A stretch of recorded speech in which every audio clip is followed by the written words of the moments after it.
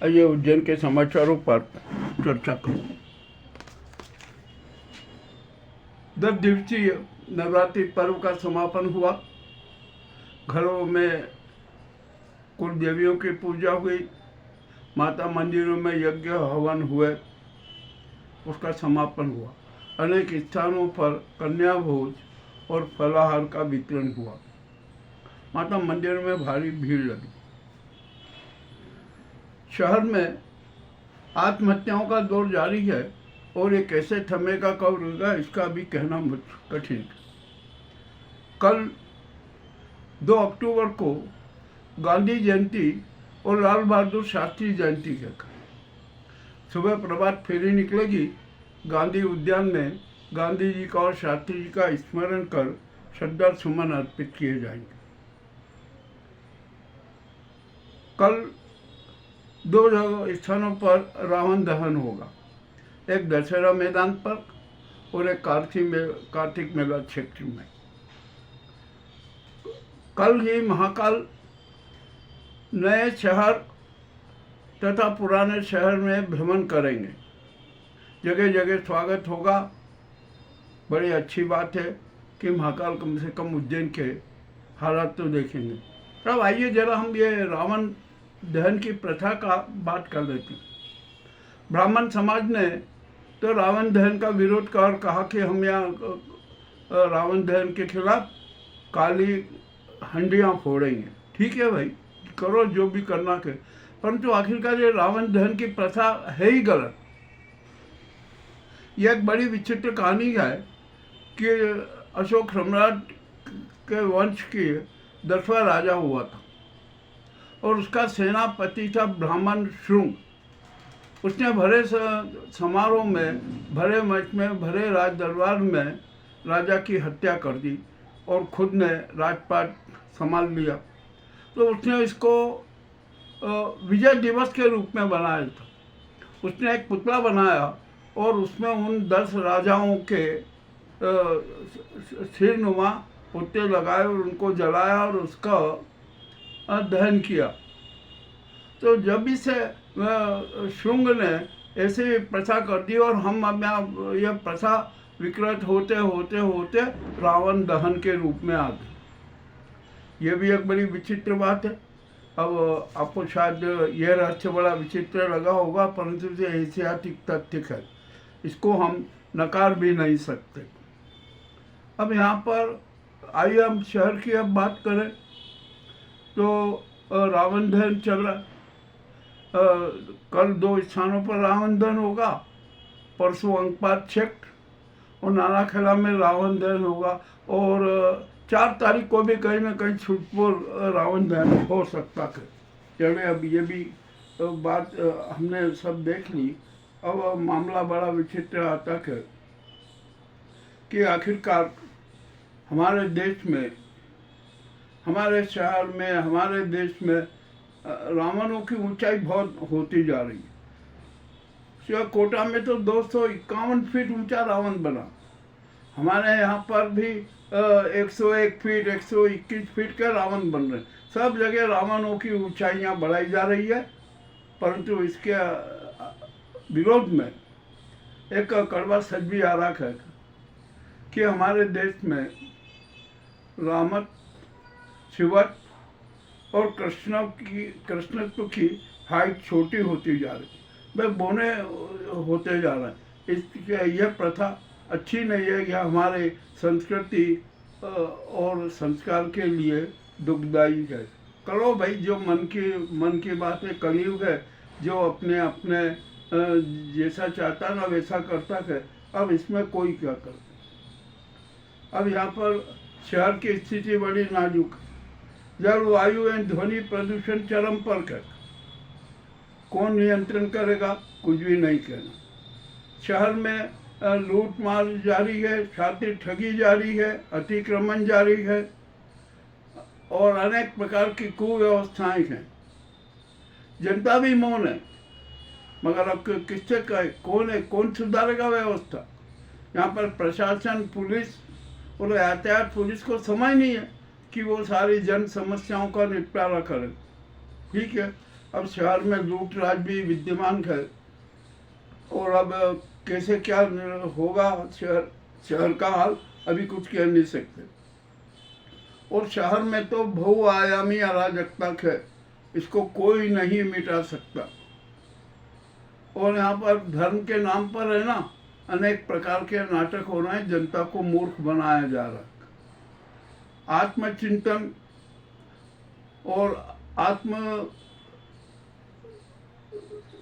का चिंतन कोई नहीं ध्यान देगा।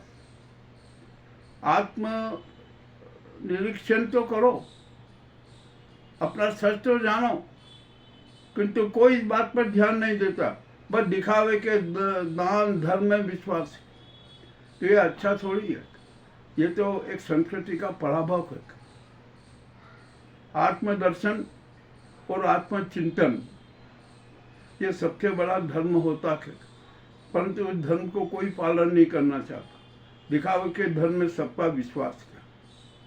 अब जो भी हो रहा है क्या कर सकते हैं, किसको क्या खाएं, किसको क्या समझाएं, कोई सुनने कोई तैयार नहीं, कोई समझने कोई तैयार नहीं। अब तो हो गया तो, और हमारी जो ये अवंतिकापुरी है ना, ये तो अराजकतापुरी बन गई। कोई यहाँ पर किसी की चीज़ को फिक्र नहीं, किसी भी कोई बात पे नहीं। शहर के हालात नाजुक हैं, जलवायु ध्वनि प्रदूषण चरम पर है, इसकी किसी को चिंता नहीं।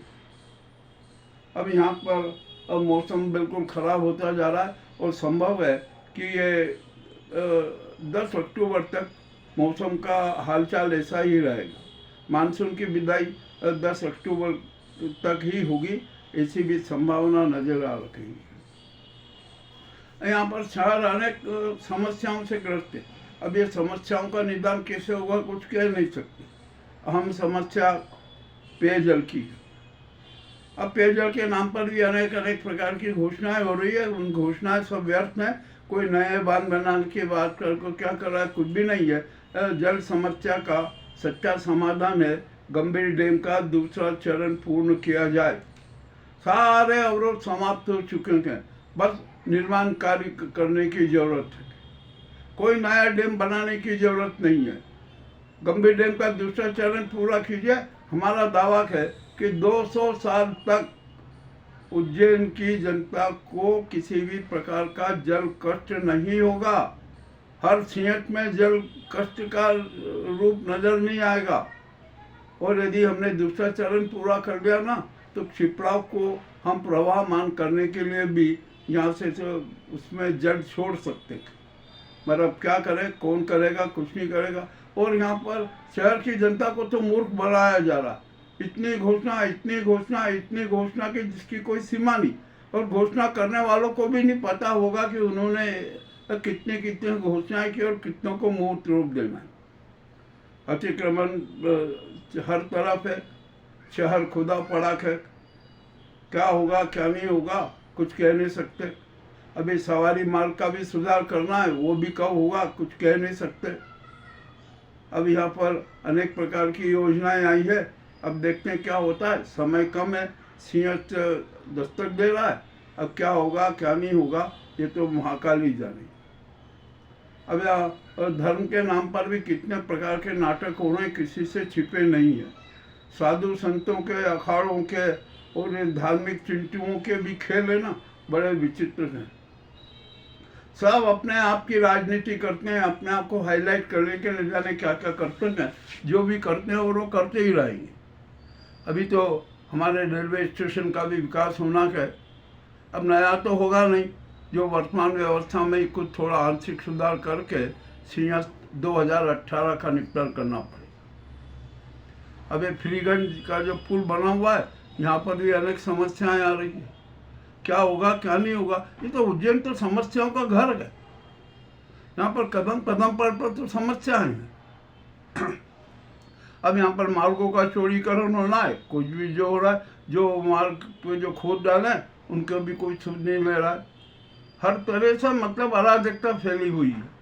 और यहाँ पर सिर्फ है ना, राजनीति के पंडे और गुंडे मस्ती में मस्त हैं। वे अपनी राजनीति कर रहे हैं, कुछ भी चाहे जैसी हो, कुछ भी क्या, किसी भी प्रकार की राजनीति कर ही रहे। अब क्या होगा क्या नहीं होगा, भ्रष्टाचार का तो बड़ा आलमी विचित्र है। और यहाँ पर तो गौशालाओं के नाम पर, अनेक प्रकार के नाम पर भी छात्र खेल हो रहे हैं और वो भी होते रहेंगे। हम सब पता है, हम सबके राज उजागर करेंगे। ये साधु संतों के भी पोल खोलेंगे, इनके अखाड़ों के भी पोल खोलेंगे कि यहाँ पर भी क्या क्या हो रहा है। अब तो ये है, हम दशहरा मनाएं और जो अराजकतावादी रावण है ना, उसका अंत करें, जनता विरोधी रावणों का अंत करें, अब उनका वध करें। अरे अब ये रावण, हर साल हम रावण जलाते हैं किंतु वो जलता ही नहीं है, मरता ही नहीं है, समाप्ति नहीं होता है। तो एक रावणिक संस्कृति हमारे देश पर छा गई है और उसको अब कैसे मिटाया जाए, यह हमें सोचना है। तो हम सबका एक ही रास्ता है कि हम सब सच्चे सनातन धर्मी बन जाएं, सच्चे आत्मचिंतक बन जाएं, सच्चे धर्म के अनुयायी बन जाए, सूर संस्कृति का पालन करें, सूर संस्कृति के अनुयायी हो जाए। ये एकमेव रास्ता है। हम सुधर्मी हो जाए किंतु हम होना नहीं चाहते। सब अपने अपने स्वार्थ में लिप्त हैं, सब अपने अपने स्वार्थ को हम से स्वीकार करते हैं, उन्हें प्रधानता देते हैं। राष्ट्र हित, जन हित, समाज हित, मानव हित सबको दरकिनार कर देते हैं। यह हमारे उज्जैन की हालत है। हे महाकाल, अब आप भी आंखें खोलो या तीसरा नेत्र खोलो। जनता तो यही करे कि आप आंखें खोल लीजिए, देख लीजिए, यदि आपको जो कुछ भी लगे तो तीसरा नेत्र खोल के सारी कुव्यवस्थाओं को समाप्त कर दीजिए। ये जनता की आपसे प्रार्थना है, अनुरोध है। आपको आज के समाचार कैसे लगे हमें अवश्य बताएं। बहुत बहुत धन्यवाद।